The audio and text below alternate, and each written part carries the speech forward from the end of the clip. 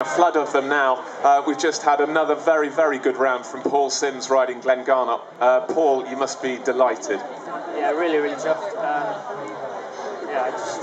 He's a really good jumper, and really, he gets tired, but he keeps his jump, and he's just stayed all the way. And I'm clear, I'm home and safe and sound. And, exactly, and it's a great achievement, isn't it? Yeah, I mean, it's my first Burghley. I had a clear around Badminton, which was good. I didn't know whether he was going to come here and be the same as there. I didn't know whether he'd start looking and been spooking things, but he's come out and he's been great. So. You're a rider that I think a lot of people keep an eye on. You're very stylish, and your horses run and jump really nicely for you. I watched him through the Rolex combination, and you made it look as easy as anybody has done.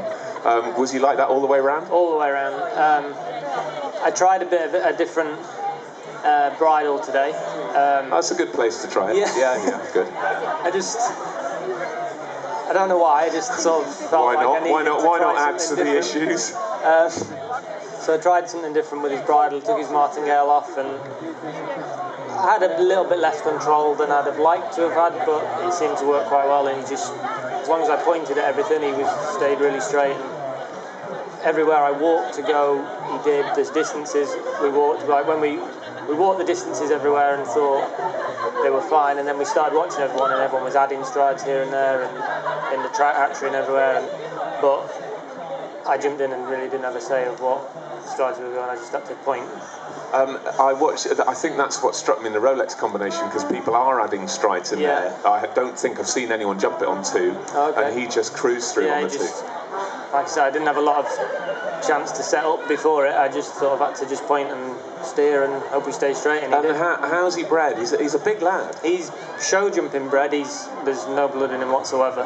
And he is a big lad, and we've really tried hard with his fitness since Badminton. But I think he's just one of those that he's going to get tired at 6 or 7 minutes, but he digs deep and he plugs on, and it's good. I mean, he keeps his jump. So that's what's so important, isn't it? Because there's nothing worse than jumping. You're on a tired horse that's lost the jump. That's horrid. No, he gets tired. I mean, I was a minute down at 5 minutes, thinking, what's going to happen here? And then he gets tired, and I'm like, I've got a lot of jumping left to do, but he's jumping. I like Cotsmore Leap. I just lobbed around the corner, lobbed up to it, and he gives it a feet high and wide, and so he feels very safe. It's a good feeling. Yeah, it's a lovely, lovely feeling. I don't think he's ever going to be one that's going to be fast and flat out inside the time, but if he keeps lobbing around 4 stars a year in, year out, I'd be quite happy.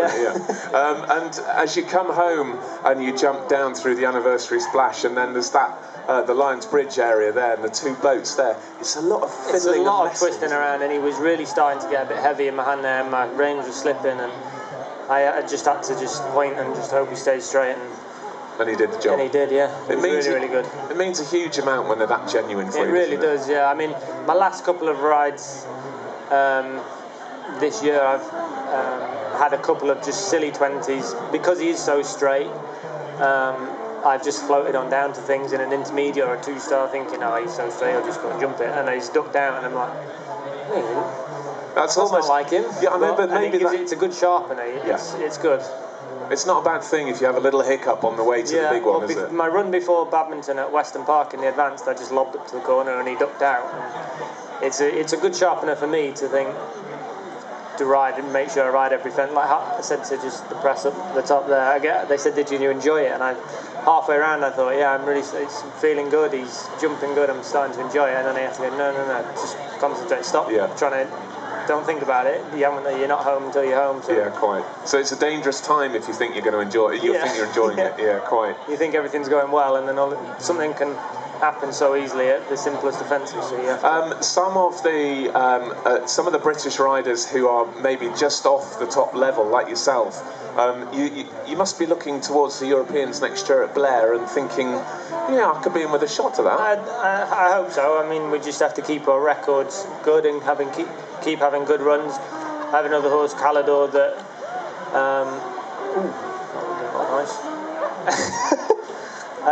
nice. He'll be one that I would like to take there, but he's got to have good runs. He's got to have a good run at Badminton. We just have to keep showing our faces with good results, and it's hard sometimes to make that break in, isn't it? It is. And I think once you're there, I think it's a little bit easier, but it's just getting there and keeping knocking on the door. And and a Europeans on home ground would be great, wouldn't it? Yeah, I mean, we get to take a few more people than normal than going abroad, so yeah, it would be great. So it is an aim, but it's a long way off yet, so we'll see. What do you do now for the rest of the day? Do you watch some of the cross country? Yeah, go and get showered and changed, and just go and sit in the riders' tent and watch everyone else get nervous and have a quiet beer. Know that it's all right. And the horse presumably is sort of either cooling off there or on his way back. He's been checked by the vet. His heart rate's good, and he's been taken back. So I'm going to go and check. He's fine. He pulled up sound. So I know that the show jumping is something that you do plenty of, and you're jolly good at it. Does that help on a Sunday morning at a 3-day? It all depends on the horse you sat on. I mean, I think the more jumping you do, it definitely helps. But he wouldn't be one of my best show jumpers I've got. At 1 days he's very good. He can jump clear round after clear round. But to date, he's not jumped a clear round at a 3-day. So tomorrow's a good time to start. Well, hopefully tomorrow will start. Hopefully, so we'll see. Well, I'm thrilled to see that you've had such a good round today. Thank you very much. And, don't worry about the time faults. No, I mean.